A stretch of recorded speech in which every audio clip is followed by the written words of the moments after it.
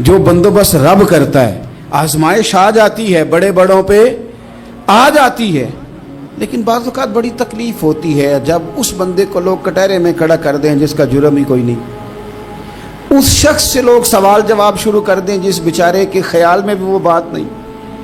फिर वहाँ वजाहत देना, ना करदा गुनाहों की वजाहत देना, ये बड़ा बोझ बनता है, बड़ी तकलीफ़ होती है और लोग करते हैं ये काम।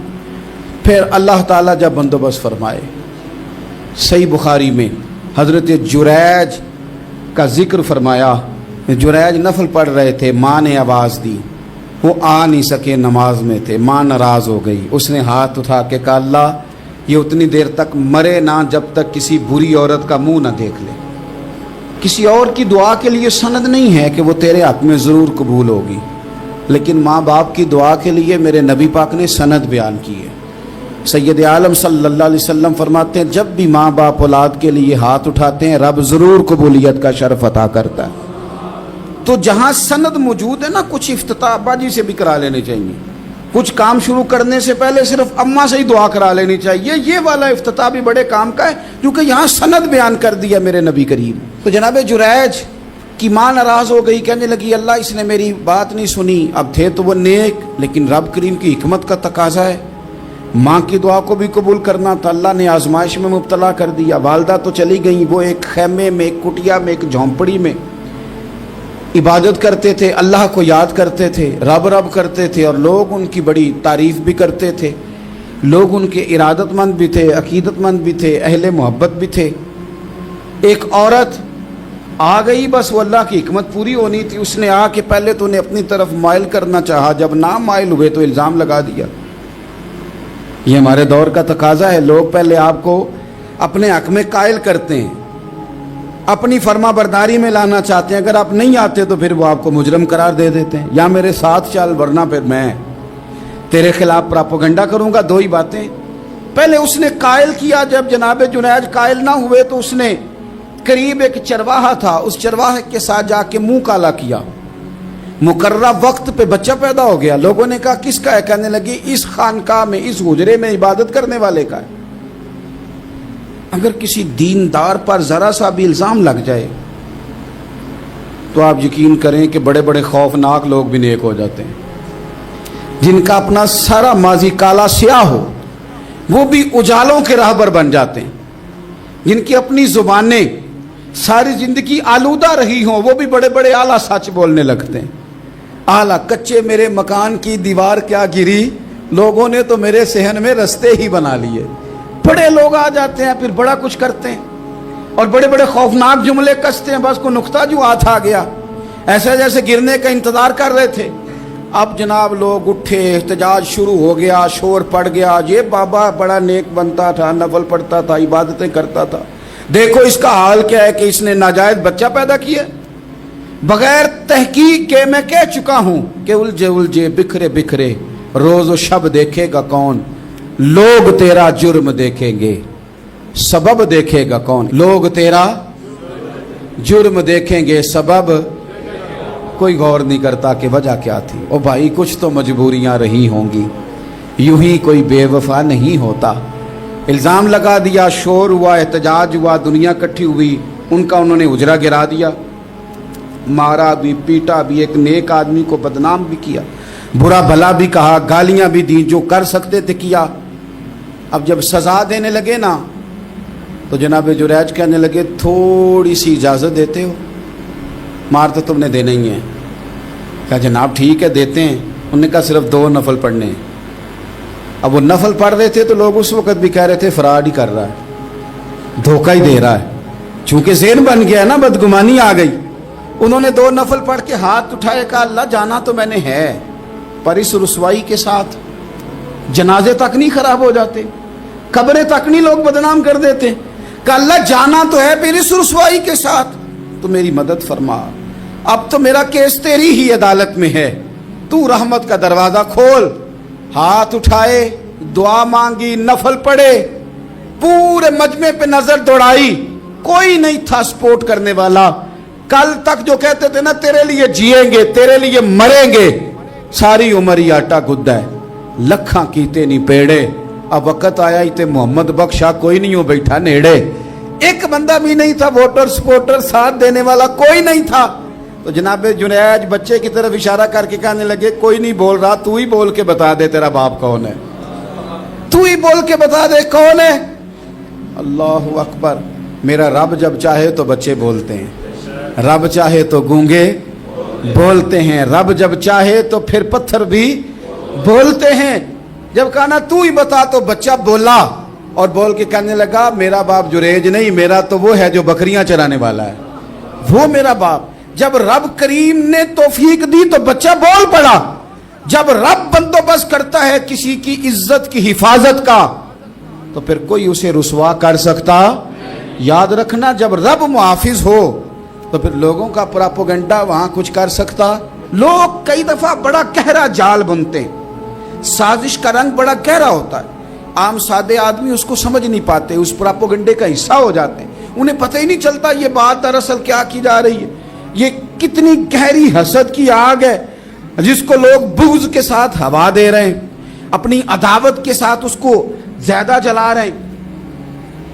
हजरत सैयदना आयशा सिद्दीक़ा रज़ियल्लाहु ताला अन्हा बयान करती हैं, और लुत्फ़ की बात यह ये भी बुखारी में मौजूद है। मैंने जनाब जुनैद का किस्सा अर्ज़ किया तो बुखारी से, ये अर्ज़ कर रहा हूँ तो बुखारी से। ये वाक़या मैं हुजूर की उम्मत के किसी वली का बयान करता तो लोगों ने कहना था हमारी समझ में ही नहीं आता। बाज़ लोगों का ख्याल है कि दाता साहब की करामत भी नबी पाक की बयान करें। ओ खुदा के बंदों को ख्याल करो, दाता साहब तो कई सौ साल बाद आए हैं, वहाँ अगर कोई करामत होगी तो हुजूर बयान करेंगे। अगर नबी करीम ने पिछले बनी इसराइल के वलियों की करामतें बयान करके तुम्हें बताई हैं तो उसका माना ये है कि अगर वहां अल्लाह ये शान अता कर सकता है तो तुम तो उम्मतों की सरदार उम्मत हो, उन पर तो निरा फजल है, तुम पर तो रब का फजल कबीर है। तो बस लोग समझने को तैयार नहीं, पिछलों की मान लेते हैं। जनाबे आसफ बिन बरखिया की करामत जो सूरह नमल में आई वो तो मानेंगे, पर गौस पाक की करामत ये पता नहीं अजीब फलसफा है और किस तरह का फलसफा है, ये समझ से बालातार है कि बनी इसराइल का कोई वली हो तो उसकी करामत हो सकती है और नबी पाक की उम्मत का हो तो उसकी हो ही नहीं सकती। क्या माना है इस बात का? और लोग हैं कि दादो तहसीन दे रहे हैं, वाह वाह कर रहे हैं। अल्लाह ताला समझने की तौफीक अता फरमाए। हजरत आयशा सिद्दीक़ा रज़ियल्लाहु ताला अन्हा फरमाती हैं, एक औरत थी और उसे नबी पाक सल्लल्लाहु ताला अलैहि वसल्लम ने ना वो कलमा पढ़ के मुसलमान हुई, मदीना तैयबा आ गई तो हुजूर ने मस्जिद नबवी शरीफ में उसके लिए मकान, एक सादा सा कमरा साथ मस्जिद के बनवा दिया, वहीं रहने लगी। अक्सर वो सैयदा तैयबा के पास आती तो हज़रत आयशा सिद्दीक़ा रज़ियल्लाहु ताला अन्हा फरमाती हैं वो बड़ी बातें सुनाती और आखिर में कहती वो हार वाला दिन भी बड़ा अजीब दिन था और मेरे रब की कुदरतों का दिन था, वो भी बड़ा अजीब दिन था। सैयदा आयशा सिद्दीक़ा रज़ियल्लाहु ताला अन्हा एक दिन फरमाने लगी कि तू हार वाले दिन का बड़ा जिक्र करती है, वो क्या दिन था? तो खातून कहने लगी, अम्मा जी वो दिन था जब मेरे रब पर भरोसा और मजबूत हो गया, जिस दिन मेरा अपने रब पर तवक्कुल और बढ़ा, मेरे ईमान में यकीन में और पुख्तगी आई। कहने लगी मैं एक घर की कनीज थी, नौकरानी थी, उस घर में एक बच्ची थी जिसके पास सोने चांदी हीरे जवाहरात का हार था। उस जमाने में ना चमड़े के ऊपर लोग हीरे जवाहरात लगाते थे, कई दफ़ा सुर्ख रंग के चमड़े पे लगाए जाते थे। वो बच्ची पहनती थी तो कहती हूँ बच्ची के उसने उतार के रखा या उससे गिरा वो हार तो चील उसे उठा के ले गई गोश्त समझ के और मेरे सामने उठा के ले गई। घर वालों ने मुझसे पूछा, ये बुखारी में मौजूद है, घर वालों ने पूछा मुझसे कि वो हार कहाँ है, तो मैंने कहा चील उठा के ले गई। घर में कुछ चोरी हो जाए तो सबसे पहला इल्ज़ाम किस पे लगता है? मुलाजिमीन पे। कहते उन्होंने मुझे बड़ा मारा, बड़ी तकलीफ थी, हत्ता कि मेरी शर्मगाह तक की तलाशी ली, मेरी इज्जत इतनी खराब की मैं बता नहीं सकती। मैंने अपनी ज़िंदगी में एक वाक़या देखा, एक अमीर घर में चोरी हो गई, मुलाजिम को इतना मारा कि वो चारपाई पे पड़ गया। पुलिस वालों से इतनी मार पड़वाई गई कि वो बेचारा चारपाई पे पड़ गया और फिर वो इतना बीमार हुआ और कुछ दिनों के बाद पता चल गया कि चोर तो अपना बेटा है उनका। फिर उसका इंतकाल हो गया। अब वो सेठ साहब और घर वाले आके ना मरने वाले के कान में माफिया मांग रहे हैं, कान में। تو میں نے ان سے پھر کہا تھا کہ یہ تو اب چلا گیا ہے، تمہارا زور چلتا تھا نا، تو تم نے قانون خریدا اور تم نے اسے جتنا ہو سکا تم نے اسے مار پڑوائی، تمہارے پاس جو عدالتیں تھیں تم نے وہاں کارروائی کی، اب ایک عدالت قیامت کے دن لگے گی۔ یہ کمزور تھا نا، کچھ کر نہیں سکا۔ میرے نبی پاک صلی اللہ علیہ وسلم نے فرمایا سن لو، اگر سینگ والی بکری نے بغیر سینگ والی بکری کو تکلیف دی ہوگی نا تو قیامت کے دن اسے بھی بدلہ دینا پڑے گا کہ تیرے پاس سینگ تھے اور تو نے اسے مارا تھا۔ وہ خاتون عرض کرتی ہے سیدہ عائشہ کی خدمت میں کہ مجھے بڑا مارا، مجھے تکلیف دی، میں کہہ رہی تھی کہ میرے سامنے چیل لے گئی ہے پر وہ نہیں مان رہے تھے، اماں جی انہوں نے مجھے بڑا مارا۔ حضرت عائشہ صدیقہ کہتی ہیں پھر کیا ہوا؟ کہنے لگی اماں جی جب کوئی میرا مددگار نہ رہا، مجھے تکلیف دے رہے تھے، رسوا کر رہے تھے، تو میں نے اپنے رب سے مدد چاہی، میرے رب کی طرف میں نے توجہ کی، میں نے کہا مالک اب تو ہی میرا مددگار ہے۔ کہتی ہے وہ مجھے مار رہے تھے تو وہ چیل جو ہار لے گئی تھی وہی لے کے واپس آ گئی، اور ہمارے سروں کے قریب لا کے اس نے جب اس ہار کو پھینکا وہ مجھے چھوڑ کے سائیڈ پہ ہوئے، وہ میری بے گناہی جان گئے، لیکن آپ کو بتاؤں اس دن سے میرا اپنے رب پر یقین اور بڑھ گیا۔ مجھے سمجھ آ گئی کہ جب انسان پورا ٹوٹ جاتا ہے اور جب کوئی چاروں جانب اس کا مددگار نہیں ہوتا تو رب تو ہوتا ہے نا، اللہ تو اس کا مددگار ہوتا ہے نا، وہ تو پھر اپنے اس بندے کی مدد کرتا ہے نا، پھر وہ تو توانائی دیتا ہے نا، وہ تنہا نہیں چھوڑتا، وہ تو آنسوؤں والوں کے آنسوؤں پہ بڑا کرم فرماتا ہے، وہ تو قسم پرسی میں آ جاتا ہے، اس کی رحمت بڑھ کے استقبال کر لیتی۔ تو بھائی جب آپ پر اللہ کی حکمت کے تقاضے پورے ہونے لگیں اور زندگی میں کبھی کوئی ایسا وقت آئے کہ آپ محسوس کریں کہ تنہا رہ گئے ہیں اور کئی اپنے بھی مخالفین کی جماعت میں نظر آنے لگے ہیں، تو اس وقت پھر دل، روح، زبان اور ذہن کو یکجا کر کے سمجھ لینا کہ جب ساری دنیا ساتھ چھوڑ جاتی ہے تو رب کی رحمتیں اس وقت بھی ساتھ رہتی ہیں اور اللہ کی مدد اس وقت بھی بندے پہ کرم نوازی کرتی ہے۔ ایک اور حدیث سنیں، لطف کی بات یہ ہے یہ بھی بخاری میں ہے، یہ بھی واقعہ بخاری میں ہے۔ اللہ اکبر۔ ایک شخص نے نا ایک بندے سے قرض مانگا، اس نے کہا مجھے قرضہ دو، وہ کہنے لگا کہ کتنا قرضہ؟ اس نے کہا 1000 دینار۔ دینار سونے کا ہوتا تھا، درہم چاندی کا ہوتا تھا، 1000 دینار چاہیے۔ اس نے کہا کوئی گواہ ہے تیرے پاس؟ غریب کا گواہ بھی کوئی نہیں بنتا، کبھی الجھ جائے نا کوئی بندہ تو کئی اپنے بھی کہہ دیتے ہیں کہ ہم اس کے قول فعل کے ذمہ دار نہیں ہیں۔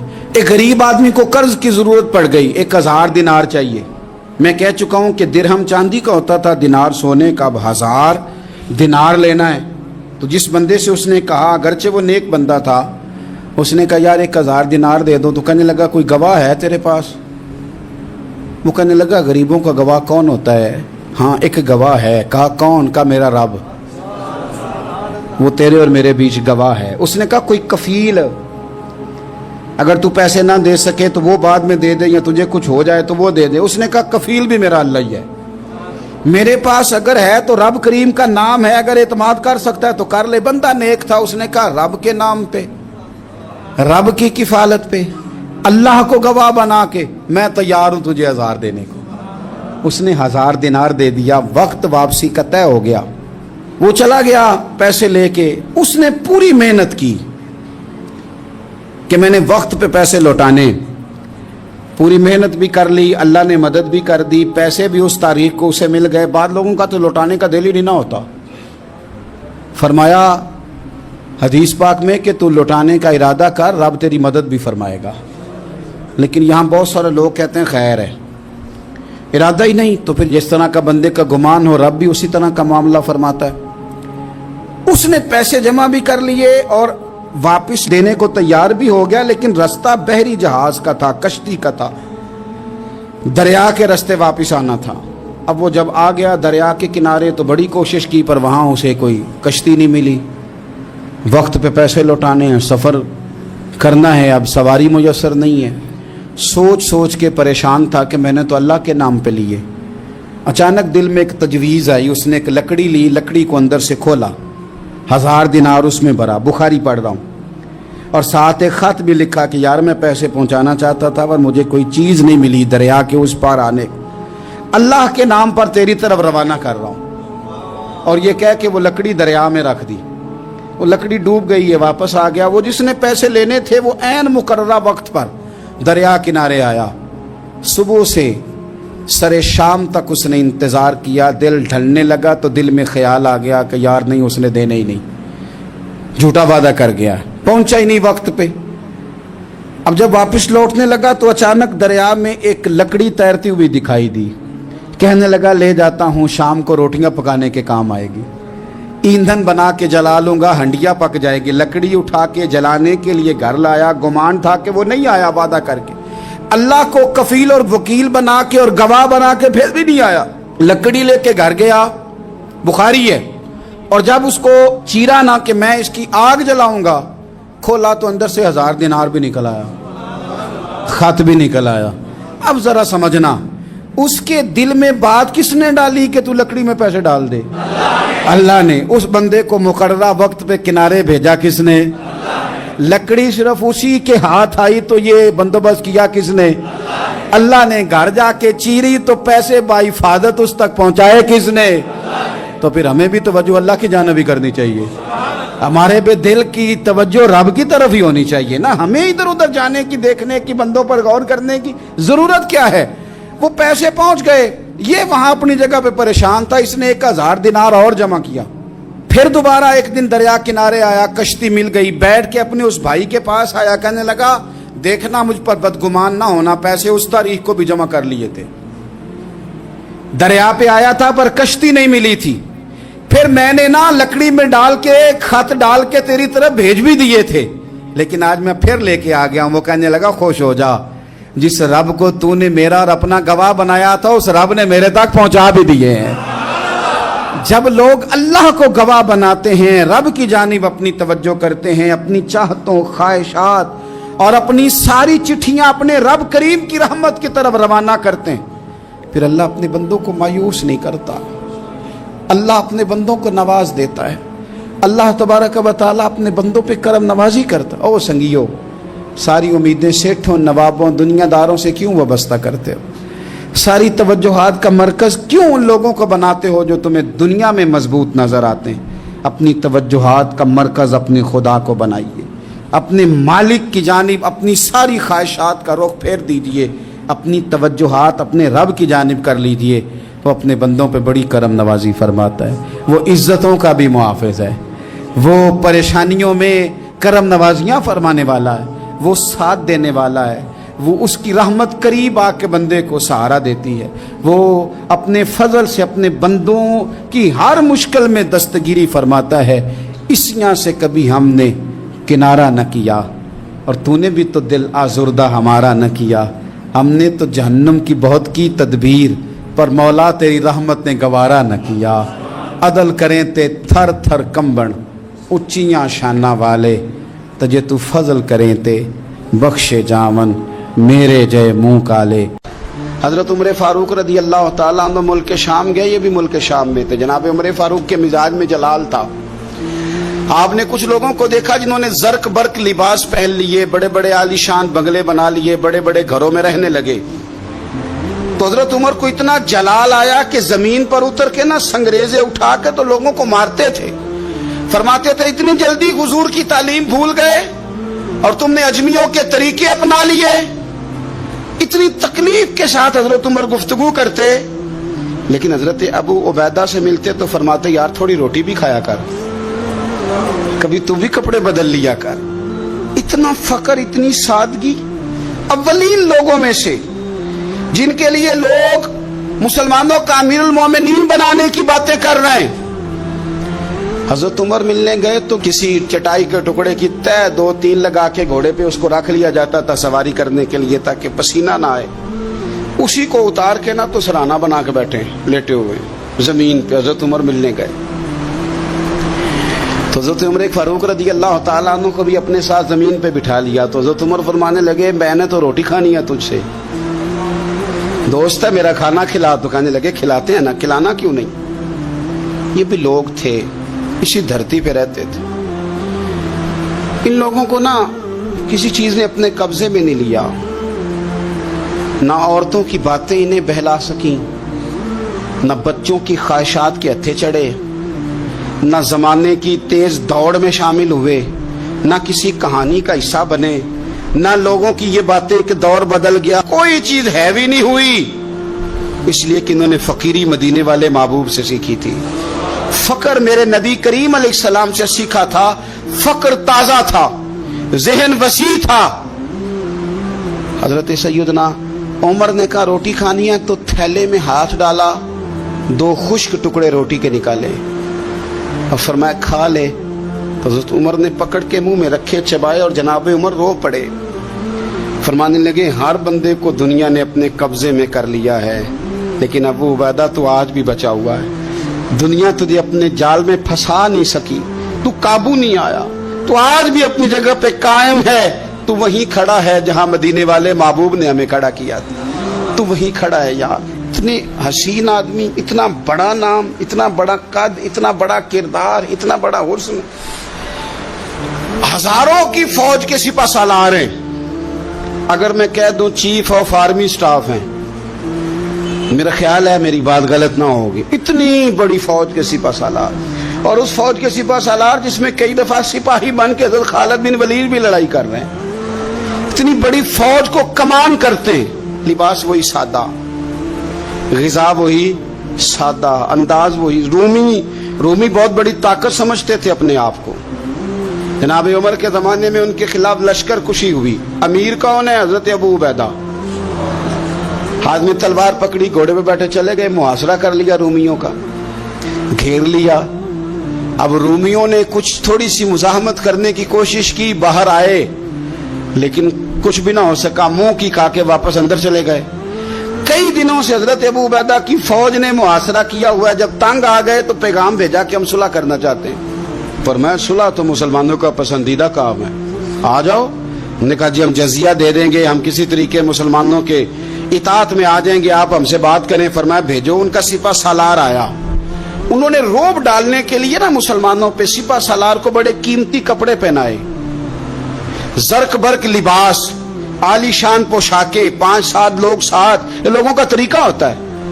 वो प्रेशर डालने के लिए लोग किराए का मकान भी खरीद लेते हैं, किराए की कार भी हासिल कर लेते हैं, लोगों के बर्तन भी इस्तेमाल कर लेते हैं, किसी के घर से फर्नीचर भी मंगवा लेते हैं। तो आपने ना वो जर्क बर्क लिबास पहने हुए उन लोगों को आते देखा। अब वो बड़े अपने अंदाज में तो रोब डालने के लिए आए थे ना, तो आके पूछा मुसलमानों के अमीर कहाँ हैं लश्कर के? तो उन्होंने कहा इधर ही थे, यहीं कहीं होंगे। बड़ा हैरान हुआ कि हम तो बड़े लाओ लश्कर के साथ आए। याद रख लें, रोब कपड़ों का नहीं होता, रोब किरदार का होता है। फिर पूछा कहाँ हैं? ने कहा जनाब वो सामने खेमे में देख लो। वो खेमे में गए तो इतनी बड़ी फौज का सिपा सालार जमीन पे बैठे और अपने तीर सीधे कर रहे हैं। अब वो बड़े जर्क बर्क लिबास में कहने लगा अबू उबैदा बिन जर्राह आप हैं? फरमाया मैं ही हूं। कहा मिलना था? फरमाया आ जाओ। कहने लगा आप तो जमीन पे बैठे हैं। तो आप फरमाने लगे हमारे बुजुर्ग जमीन पे ही चलते थे, जमीन पे ही बैठते थे, जमीन पे ही खाते थे, नींद आती थी तो जमीन पे ही सो जाते थे। वो हैरानगी से कहने लगा आप इतने बड़े सिपा सालार होके इस तरह रहते हैं? फरमाने लगे मेरी जरूरियात सारी पूरी होती हैं, फिर भी कभी कोई मुश्किल बन जाए तो मैं थोड़ा सा कर्जा ले लेता हूँ हजरत मुआज बिन जबल से। उनको मुश्किल आ जाए तो मुझसे ले लेते हैं। तो बिल्कुल सही गुजारा हो रहा है कि इस तरह क्यों बैठे हैं? ये क्या बात हुई? हमारे यहाँ लोगों का रोना धोना नहीं, रोज मकान कोई नहीं तो रो पड़े, बच्चे की शादी करानी है तो रो पड़े, ओहो जी क्या बताएं गरीबी बढ़ी है तो रो पड़े।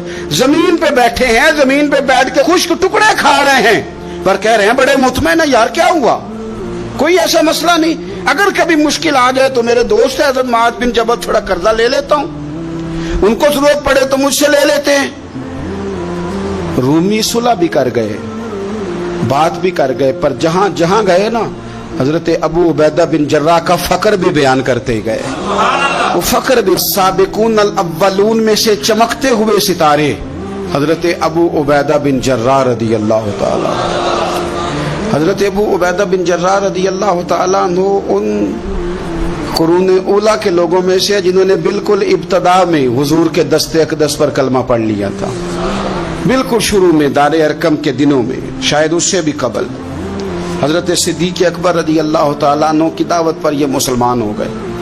بالکل شروع کے لوگ ہیں، وہ جو 10 لوگ جنہیں حضور نے جنت کی بشارت دی، 10 مبشرہ، ان میں نام ہے حضرت ابو عبیدہ بن جراح کا.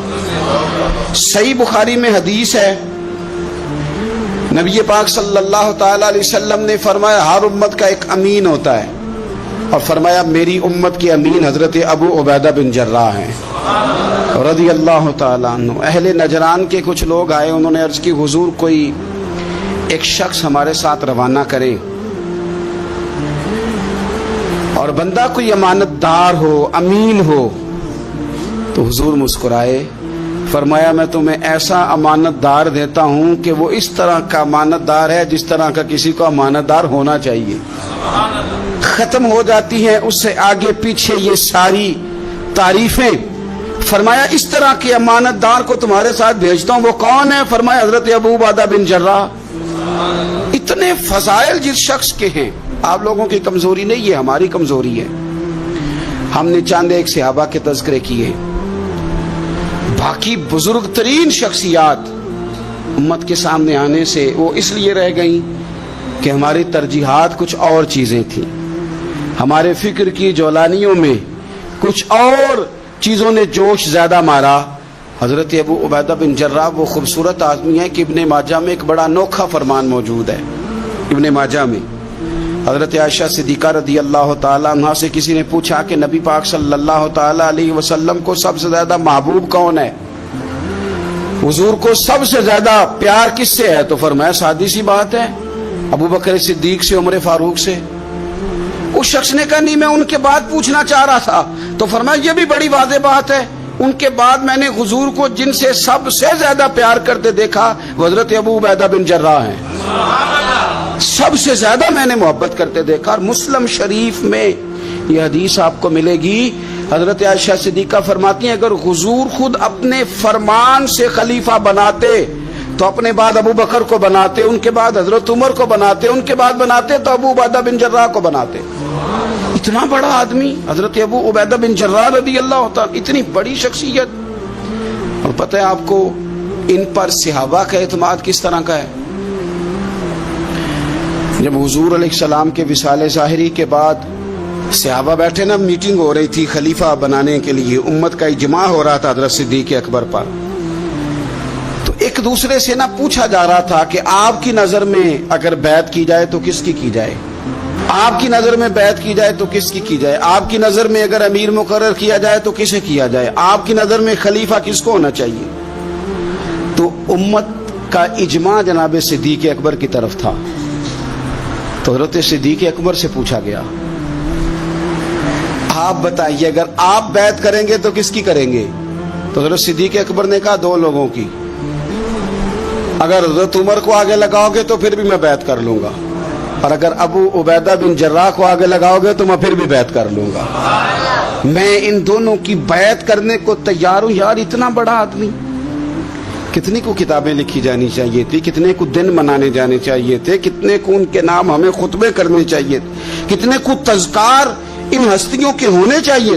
حضرت عمر فاروق رضی اللہ تعالیٰ عنہ کا وصال ہو رہا ہے، چونکہ جناب ابو عبیدہ بن جراح رضی اللہ تعالیٰ عنہ پہلے وصال فرما گئے تھے، تو جناب عمر فاروق رضی اللہ تعالیٰ عنہ کا وصال ہو رہا ہے. کسی نے کہا کسی کو خلیفہ نامزد کر دیں. فرمایا 6 لوگوں کی میں نے کمیٹی بنا لی ہے، کسی کو بنا لینا.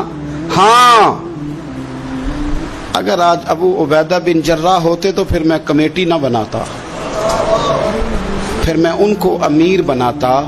اور اگر رب مجھ سے پوچھتا کہ عمر کس کو امیر بنا کے آئے ہو تو میں کہتا اے اللہ جسے تیرے نبی کریم نے امین فرمایا تھا انہیں میں امیر بنا آیا ہوں. اتنی بڑی شخصیات، اتنے بڑے نام، اتنا بڑا مرتبہ.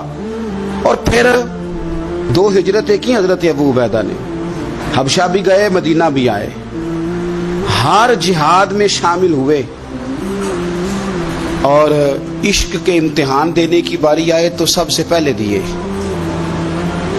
زرہ کی 2 کڑیاں ٹوٹ کے احد کے میدان میں حضور کے رخساروں میں پیوست ہو گئی تھی. دوڑ کے آئے حضرت ابو عبیدہ اور ایک کڑی اتاری، اپنے دانت سے زور سے کھینچی تو ایک دانت ٹوٹ گیا.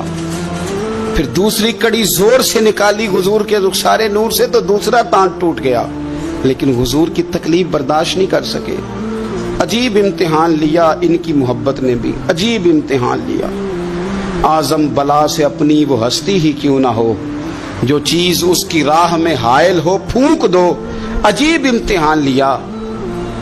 احد کے میدان میں ان کے والد ان کے مقابلے میں آ گئے تھے۔ یہاں تو مقابلہ ہوتا ہے نا دولت اور دین کا، تو لوگ کمزوری دکھا جاتے ہیں، وطن اور دین کا تو لوگ کمزوری دکھا جاتے ہیں۔ یہاں تو مقابلہ ہوتا ہے نا ہمارا اپنے نفس کی خواہشات اور دین کا، تو غلبہ کچھ اور چیزیں لے جاتی ہیں، لیکن سامنے باپ ہے اور اس طرف دین ہے، حضور کی محبت ہے، نبی پاک کی غلامی ہے، مقابلہ ہو رہا ہے، قبول کس کو کرنا ہے؟ حضرت ابو عبیدہ نے پھر فیصلہ کیا، میدان احد میں تلوار اٹھائی اور باپ کی گردن کاٹ کے پھینک کے لوگوں کو بتایا کہ کائنات میں ہم سب سے بڑھ کے پیار کرتے ہیں تو مدینے والے محبوب سے کرتے ہیں۔ اتار دی گردن باپ کی۔ حضرت ابو عبیدہ بن جراح رضی اللہ تعالیٰ عنہ نے اس طرح قربانیاں پیش کی۔ میدان کے آدمی تھے، میدان میں رہے، ساری زندگی میدان میں رہے، لشکروں کی قیادت کی ساری زندگی۔ حضرت ابوبکر صدیق رضی اللہ تعالیٰ عنہ نے ان کو جہاد کے لیے بھیج دیا تھا۔ حضرت عمر کا بڑا اعتماد رہا۔ دوستی کس سے تھی؟ حضرت معاذ بن جبل سے۔ گہرے دوست کون تھے؟ حضرت خالد بن ولید۔ ان لوگوں سے گہری دوستی تھی۔ سادہ بود و باشت، سادہ کھانا، سادہ اٹھنا بیٹھنا، سادہ مزاج۔ حضرت ابو عبیدہ بن جراح رضی اللہ تعالیٰ عنہ نا اپنے گھر میں بیٹھ کے رو رہے تھے، روتے جا رہے تھے۔ تو کسی نے کہا کیوں رو رہے ہیں؟ مسند امام احمد بن حنبل میں موجود ہے۔ فرمانے لگے نبی پاک علیہ السلام نے مجھے ایک دن کہا تھا کہ فتح ہو جائے گی، بڑے بڑے علاقے فتح ہوں گے، تو اپنے آپ کو سنبھال کے رکھنا۔ 3 خادم تیرے لیے کافی ہیں، ایک جو گھر میں کام کاج کرے، ایک جو تیری خدمت کرے، ایک جو تیرے سفر میں جائے، اور 3 سواریاں تیرے لیے کافی ہیں۔ زیادہ لوگوں نے بڑے بڑے جانور رکھے ہوتے تھے نا، 3 سواریاں ابو عبیدہ تیرے لیے کافی ہیں، ایک تیرے سفر کے لیے، ایک مال و اسباب اٹھانے کے لیے، ایک تیرے غلام کے لیے، زیادہ مال نہ جمع کرنا۔ یہ بات کرتے ہوئے رو پڑے۔ فرمانے لگے ہم لوگ اس جگہ رہ نہیں سکے جہاں حضور نے کھڑا کیا تھا، میرا استبل گھوڑوں سے بھر گیا ہے اور میرے گھر میں غلام بھی زیادہ ہیں۔ حالانکہ صحابہ کہتے ہیں کہ کچھ ایسا نہیں تھا، لیکن چند چیزیں جو موجود تھی ان پر بھی روتے تھے اور فرماتے تھے نبی پاک صلی اللہ علیہ وسلم نے فرمایا تھا قیامت کے دن میرے زیادہ قریب وہ شخص ہوگا کہ جس طرح میں چھوڑ کے جا رہا ہوں قیامت میں مجھے اسی طرح ملے۔ فرمانے لگے میں اس طرح نہیں رہ سکا، سوچتا ہوں نبی پاک کو کیا منہ دکھاؤں گا، کیا منہ دکھاؤں گا کریم کو۔ رو رہے ہیں گھر میں بیٹھ کے، رو رہے ہیں۔ ملک شام میں نا طاعون کا مرض پھیل گیا۔ حضرت ابو عبیدہ وہاں تھے۔ حضرت عمر نے خط لکھا، فرمایا جلدی آ جاؤ، آپ سے مشورہ کرنا ہے۔ آپ سمجھ گئے کہ عمر نا مجھے یہاں سے نکالنا چاہتے ہیں کہ مجھے مرض نہ لگ جائے۔ جواب لکھا، کہنے لگے مجھے پتا ہے جو مشورہ آپ نے کرنا، میں مسلمانوں کو اکیلا چھوڑ کے نہیں آ سکتا، میں لشکر کا سپہ سالار ہوں، کیسے آ جاؤں، میں یہی رہوں گا۔ حضرت عمر نے خط لکھا کہ پھر آپ جابیہ کی جانب بھی چلے جائیں، تھوڑے سے وہاں موسم ٹھیک ہے، وہاں تشریف لے گئے۔ طاعون جب پوری طرح پھیل گیا تو منبر پہ کھڑے ہو کے حضرت ابو عبیدہ بن جراح نے خطبہ دیا۔ فرمانے لگے اس مرض سے گھبرانا نہ، تم سے بہت پہلے جو صالح لوگ تھے، نیک لوگ تھے، وہ اس مرض کی وجہ سے وصال کر گئے، یہ نیک لوگوں کی موت کا سبب بنا ہے، لوگوں گھبرانا نہ۔ فرمایا کرتے تھے میں تو دعا کرتا ہوں مجھے بھی خدا کی رحمت سے حصہ ملے۔ آپ جمعے کی نماز مسجد اقصی میں پڑھنے جا رہے تھے تو رستے میں طاعون کا حملہ ہوا، وصال ہوا طاعون کے مرض سے۔ عشرہ مبشرہ صحابی، امین امت، 58 سال عمر، جنازہ حضرت معاذ ابن جبل نے پڑھایا اور فرمانے لگے لوگوں پتہ ہے تمہیں آج کون گیا ہے؟ آج وہ گئے ہیں جنہیں حضور نے امین امت کہا تھا، آج وہ ہستی اٹھ گئی جنہیں نبی کریم علیہ السلام نے امین امت فرمایا تھا۔ حضرت معاذ ابن جبل نے جنازہ پڑھایا تو کچھ دنوں میں حضرت معاذ ابن جبل بھی طاعون کے مرض سے وصال کر گئے، ان پر بھی یہ حملہ ہوا۔ ملک شام میں حضرت ابو عبیدہ بن جراح کا مزار پر انوار ہے۔ حضور سے فقر سیکھا، زندگی فقیری میں گزاری۔ ان لوگوں نے کسی مقام پہ بھی اپنے آپ کو حضور کی تعلیمات سے پیچھے نہیں کیا، عظیم لوگ تھے۔ ان کی زندگیوں کو پڑھیں، ان کے اقوال کو سنیں، ان کے ارشادات پر غور کریں، اور بڑے اعلیٰ ظرف تھے۔ حضرت خالد بن ولید گورنر تھے صوبے کے، جناب عمر فاروق نے ان کو معزول کر کے حضرت ابو عبیدہ بن جراح کو تعینات کر دیا۔ ان کو جب تعینات کیا تو ادھر جنگ جاری تھی، انہوں نے نا وہ تعیناتی کا جو رکا تھا وہ جیب میں ڈال لیا، بتایا ہی نہیں، جنگ ہوتی رہی۔ حضرت خالد بن ولید کو کسی اور نے بتایا تو فرمانے لگے بعد میں آپ نے مجھے بتایا کیوں نہیں؟ آپ فرمانے لگے کوئی جلدی تو تھی نہیں، حالانکہ گورنر بنا دیے گئے اور جنگ ہو رہی تھی۔ میں نے کہا چلو بعد میں بتا دیں گے، کوئی مسئلہ نہیں۔ ایک دفعہ حضرت ابو عبیدہ بن جراح کو معزول کر کے حضرت خالد بن ولید کو سپہ سالار بنایا گیا تو آپ فرمانے لگے سن خالد، جتنی خوشی مجھے اپنے سپہ سالار بننے کی ہوئی تھی اس سے بڑھ کر تیرے بننے کی ہوئی ہے۔ کسی جگہ کسی عہدے کا لالچ نہیں، کسی جگہ کوئی دنیا داری نہیں، فقر، فقیری، درویشی، سادگی، حسن تھا۔ عشرہ مبشرہ لوگوں میں سے تھے۔ اللہ کے حضور دعا ہے مالک کریم سمجھنے کی توفیق عطا فرمائے۔ آخر دعوانا ان الحمدللہ رب العالمین۔ کہتے ہیں جب جبلہ اہم کے خلاف ہم لڑنے گئے تو روم کی فوجیں بھی تھی اور عرب کے دیگر قبائل کی فوجیں بھی۔ کہتے ہیں ہمارے سپہ سالار کا نام حضرت خالد بن ولید۔ اب تو گزارش ہی کرنی ہے، اب مدعا کیا سنانا ہے، اب تو بات کرنی ہے۔ فرماتے میں آگے بڑھا اور جیسے بھی ہوا میں نے حضرت عمار بن یاسر کو راضی کیا۔ حضرت عمار کہتے ہیں ایک وقت وہ تھا اور ایک وقت یہ ہے، جب دونوں وقتوں کو دیکھتا ہوں تو کہتا ہوں الحمدللہ رب العالمین۔ یہ ساری تعریفیں اس رب کے لیے ہیں جو تمام جہانوں کو پالنے والا۔ وقت دیں معاملات کو، ٹائم دیں۔ آپ دیکھیں اللہ تبارک و تعالیٰ بڑا کریم ہے۔ حضرت سعد بن ابی وقاص نے قادسیہ پہ حملہ کیا تو بدھ مت عیسائی یہودی سارے کٹے، قلعہ بند ہو گئے۔